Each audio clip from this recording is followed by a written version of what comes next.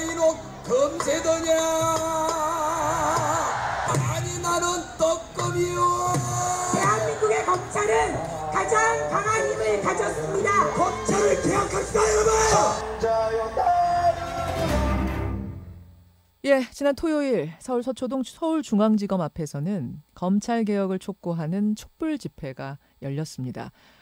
이 자리에는 지난 국정농단 촛불 집회 이후로 최대 인파가 모였는데 주최 측도 놀랐을 정도라고 하죠. 그 의미를 어떻게 해석할지 현장에 가셨던 분 얘기를 좀 들어보겠습니다. 더불어민주당 이종걸 의원 연결을 해보죠. 이 의원님 안녕하세요. 예, 안녕하셨습니까? 이종걸입니다. 예, 그 민주당 차원의 지침은 없었다고 제가 들었는데 개별적으로 가신 건가요? 예, 당 차원에서 참석 논의는 전혀 없었습니다. 전적으로 제가 개인적으로 참석했습니다. 가보시니 집회 분위기가 어떻든가요? 예, 놀랬습니다. 그 예술의 전당 그까지 그다음에 교대역 있는데 교대역. 예, 그리고 저쪽 고속버스 터미널 쪽으로 가는 길까지 해서 엄청난 분들이 와 있었고요. 저 안 보이는 쪽에서도 거의 많은 분들이 꽉 차 있을 정도로 정말 놀랄만한 수가 됐던 것 같습니다. 예, 뭐 그 국정농단 촛불 집회 이후로 최대 인파가 몰린 건 분명해 보이기 때문에 이게 뭐 몇만이었느냐 헤아리는 게 그렇게 중요해 보이진 않습니다만 그럼에도 불구하고 어제 하루 종일 공방이 있었기 때문에 제가 질문을 드리지 않을 수가 없어요. 인원수. 이 의원님 현장에서 보시기에는 혹은 그 후에 좀 뭐 화면이나 이런 걸로 분석해 보시기에는 몇 명 정도로 느끼세요? 알고 계세요? 잘 모르겠습니다만 그러나 몇십만 단위를 넘는 거는 분명한 것 같습니다. 위에서 공중 촬영한 것을 아마 보셨을 텐데요. 네, 드론 촬영. 예, 그런 규모를 보면은 몇십만은 넘는 것 같습니다. 100만, 최소한 100만이 넘지 않나. 그리고 예, 200만까지는 어쩔지 모르겠습니다만. 그 서초구청장을 지낸 박성중 의원이 어제 기자회견을 열었습니다. 네. 토요일에 그 같은 곳에서 서초구 축제죠. 서리풀 축제라는 게 열렸고 특히 연예인 공연 무대가 밤까지 있었기 때문에 상당히 많은 수가 그 축제장에 몰렸었는데 그 인원까지 섞여서 지금 보도가 되고 있다. 또 페르미 기법이라는 걸 사용해서 인원수를 분석해보니 잘해야 5만 정도다. 이런 또 주장을 내놓으셨던데요. 예, 그 서리풀 축제가 들었습니다. 저 예술의 전당 근처에서 있었다는 것하고 해서 이게 어느 정도 이렇게 구분이 되는 인파라고 보면 될 것 같고요. 그리고 이제 전철역이 있어서 전철역에 진행된 과정을 보면 또 좀 구체적으로 알 수 있을 것 같습니다. 전철역, 예, 전철역을 타고 내리고 전철역을 이렇게 통해서 온 분들 얘기를 들어보면 전철이 쓰지 않을 정도로 꽉 차서 굉장히 늦었다고 이렇게 얘기를 들었거든요. 그러니까 5만은 아니라는 말씀이시죠? 5만을 예, 그러니까 한 몇십만 단위가 넘는다 이런 얘기죠. 알겠습니다. 예, 그러니까 최소한 100만 정도는 되지 않겠나 그런 생각은 들었습니다. 그 자리에서 짧은 연설도 하셨다고 들었어요. 마이크 잡고. 네네. 예, 어떤 말씀하셨어요? 뭐 정치 검찰이 되고 있다.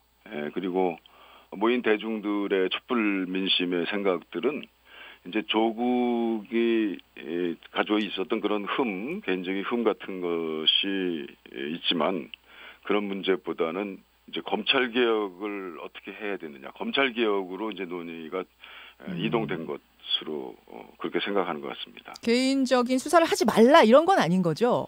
네, 그런 건 아닙니다. 하지만 검찰의 수사가 지금 과잉 아니냐 하는 것과 검찰 개혁에 대한 바람이 더 크다는 걸 말하자면은 지지하는 분들이 거기 모였다 이 말씀이세요. 그렇습니다. 알겠습니다. 근데 이제 조국 장관 가족에 대한 수사가 지나치다, 검찰이 정치적 수사를 하고 있다 이런 주장에 대한 반론도 나옵니다. 뭐냐면 문재인 대통령이 윤석열 검찰총장 임명할 때 당부했던 게 바로 성역 없는 수사, 살아있는 권력에 대해서도 칼을 들이대라 이런 주문 아니었습니까? 그게 검찰 개혁이다라는 말씀도 하셨고, 근데 지금 살아있는 권력을 향해서 수사를 너무 열심히 하는 게 과연 문제가 되는 것인가?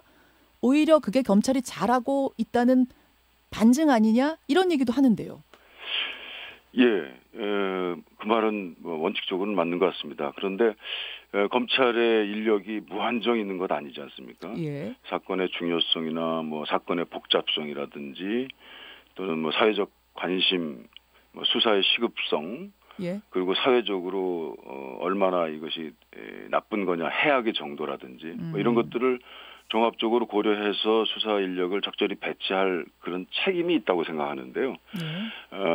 그 일반 사건보다는 훨씬 더 중요하고 복잡하고 그리고 또 관심도가 높은 것이기 때문에 저는 일반 사건보다는 훨씬 더 많은 규모의 능력 있는 수사관들이 또 검찰이 있어야 된다는 것은 동의하는데요. 예. 그런데 이게 어떤 기준으로 봐도 특수부 뭐 40명에다가 이를 포함한 한 160명까지 해서 200명의 수사관들이 이렇게 한 것은 이건 과잉 수사인 것이 틀림없습니다.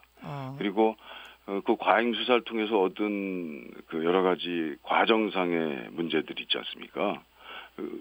뭐 검찰들이 늘 그래 왔긴 했지만 이번처럼 그렇게 피의 사실 공표를 언론과 함께 같이 그야말로 공조해가지고 여론을 일으켜서 한 2, 3일 정도 그 국민들이 굉장히 관심 갖는다는 걸 이용해서 한 2, 3일 정도의 그 일방적인 언론 보도를 하게 하고 그리고 나머지 이제 또 약간의 해명이 이루어지면 또 다음으로 하고 그 많은 이슈를 가지고 한 이런 비효율적이고 아주 지나치게 인권 침해적인 그리고 또 어떻게 보면 편파적인 수사다 이렇게 볼 수 있죠. 그래서 거기에 성역 없는 수사에 똑같은 의미를 두기 어렵고요. 면죄부를 줄 수 없다고 저는 생각합니다. 성역 없는 수사를 주문한 건 맞지만 편파적인 수사를 하란 뜻은 아니었는데 지금 그 성역 없는 수사와 편파적인 수사 그 사이의 그러니까 선을 넘어가고 있다라고 보시는 거예요. 네, 지나치게 지나치게 넘었다고. 근데 또 이런 얘기도 하더라고요. 만약 검찰이 수사를 열심히 하지 않으면 또 수사 열심히 하지 않았다고 정치적인 수사 검사라고 할 것이고 야당에서는 바로 그거 가지고 특검 들어가지 않겠는가? 그러다 보니까 나오는 대로 그냥 수사를 열심히 하는 것뿐이다. 우리는 이게 이제 윤석열 총장의 얘기 아니겠습니까? 윤석열 총장이 국민검사의 상징이 돼서 국민들에게 그런 뜻을 가지고 있었다는 거에 대해서 누가 모릅니까? 근데 최선을 다했다는 것하고 무리를 했다는 것은 이건 누가 봐도 아는 것이죠. 그리고 또 아무리 봐도 이게 어느 시점부터 저는 보면 대통령이 조국 장관의 임명을 하는 게 좋겠다라고 해서 사실 어떻게 보면 윤석열 총장의 생각을 이제 거절한 그 시점부터는 아닌가 싶은데요. 그 시점부터는 이제 완전히 검찰 조직의 명운을 걸고 수사하는 같은 느낌을 받았죠. 보복 수사하고 또 어찌 보면 오기 수사고요. 그러니까 이 의원님 말씀은 대통령한테 조국 안 된다. 조국이라는 사람 장관으로 안 된다라고 윤석열 총장이 보고를 했는데 의견을 전달했는데 그게 거절당한 순간부터 오기 수사가 시작됐다 이 말씀이세요. 그렇게 보고 계세요? 예, 그러니까 이제 조국 장관과 대결이 된 것이죠. 조국 장관을 낙마시켜야 될 그런 검찰의 의무가 있는 것처럼 모든 목표와 수단을 조절한 것 아닌가 이렇게 생각합니다. 근데 윤석열 총장이 정말 괜찮은 사람이다. 검찰개혁의 적임자다라고 뽑은 게 대통령이고 여당 의원들이 지지하신 거 아닙니까? 불과 얼마 전에. 그럼 지금 그 총장이 변했다고 생각하시는 건지 변했다면 그 이유는 뭐라고 생각하시는 건가요? 예, 그 윤석열 총장이 어느 때인가 나는 사람의 봉사하는 것이 아니고 검찰 조직에 봉사한다 이렇게 했지 않습니까? 그렇죠. 그 검찰 조직이 가지고 있는 특수성이 있습니다. 아주 그 선후배간에 그리고 검찰 예전에 법상으로도 인정했던 검찰 통일체의 원칙이라는 것들이 아직도 유산으로 남아 있는 것 같습니다. 검찰이 가장 걱정되는 것은 저는 민주사회에서 용납되기 어려운 너무 큰 통제받지 않은 권력이라고 생각합니다. 그 통제받지 않은 권력이 검찰의 양면성, 그러니까 수사의 진실성, 실체적 진실을 잘 발견할 수 있는 그런 측면이 있는 반면에 이렇게 목적과 수단이 전도될 때는 검찰의 무서운 국민 인권 유린의 도구가 또 될 수 있기 때문에 그래서 검찰 개혁이 통제 여러 가지 제도들을 만들어 난다. 그것이 바로 검찰 개혁이다 이렇게 생각합니다. 그래서 이번에 그 변화된 검찰총장으로서의 권력 행사가 이런 발생하지는 않았어야 될 그런 검찰 남용으로 이어져서 바로 검찰 개혁의 대상이 됐다. 저는 그렇게 생각이 됩니다. 사람에 충성하지 않는 것은 너무 좋았는데 조직에 충성을 하다 보니까 그 부분이 부각되다 보니까 이렇게 된 거다라는 판단을 하시는 거예요. 네. 알겠습니다. 그런데 검찰 개혁을 이제 지지하는 분들 중에도 조국 장관이 그럼 아니면 어떻겠느냐 이런 이제 흠이 있다는 거는 누구나 지금 인정을 하는 그 뭐 작건 크건 생각하는 건 좀 다를 수 있겠습니다만 그러면은 조국이 아닌 다른 사람에게 검찰 개혁을 완수시키는 건 어떻겠느냐 이런 질문에 대해서는 어떻게 생각하세요? 저는 이번 검찰 개혁은요. 예. 전에 문재인 대통령 또 김대중 대통령 때도 하려고 했던 것이지만 대통령은 잘 못한 것입니다. 예. 이번에 문재인 대통령은 그 잘못됐던 과거 역사를 좀 참고 삼아서 꼭 해야 된다라고 하는 입장을 가지고 있는 가장 강력한 지지자라고 생각합니다. 문재인 대통령이요. 근데 문재인 대통령은 조국의 여러 차례를 거쳐서 조국 장관을 통해서 검찰 개혁을 하겠다라고 하는 뜻을 강력하게 표하신 것으로 보입니다. 그렇기 때문에 이번에 그 촛불 시민들은 문재인 대통령을 지키기 위해서 조국 장관 그 얘기는 검찰 개혁을 반드시 하기 위해서 조국 장관을 통해서 검찰 개혁을 하는 게 좋겠다라고 하는 입장을 아주 강력하게 표한 것 아닌가 이렇게 생각합니다. 그럼 조국이 아닌 다른 사람이 왔어도 이렇게 먼지 털듯 5기 수사 또 들어갔을 거기 때문에 결과는 마찬가지였을 거라고 보시는 거예요? 이 수사 상황을 지켜보면 이제 어느 시기부터는 윤석열 총장은 거의 검찰 조직의 일원으로서 이 검찰 개혁을 하면 안 된다라는 한 입장처럼 돼가고 있는 그 구도가 저는 다른 청문 대상이 된 장관의 후보자에게도 상당 부분 적용됐을 것이다. 그런 생각을 합니다. 알겠습니다.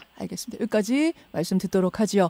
이종걸 의원님 고맙습니다. 예, 감사합니다. 토요일 그 집회 현장에 참석하셨던 분이에요. 더불어민주당 이종걸 의원 만났습니다. 김현정의 뉴스쇼는 청취자 여러분의 참여로 이루어집니다. 트위터, 페이스북, 레인보우 게시판, 그리고 단문 50원, 장문 100원의 유료 문자 샵 1212, 우물정 1212 통해 참여하실 수 있습니다. 김현정의 뉴스쇼, 여러분과 함께 만듭니다.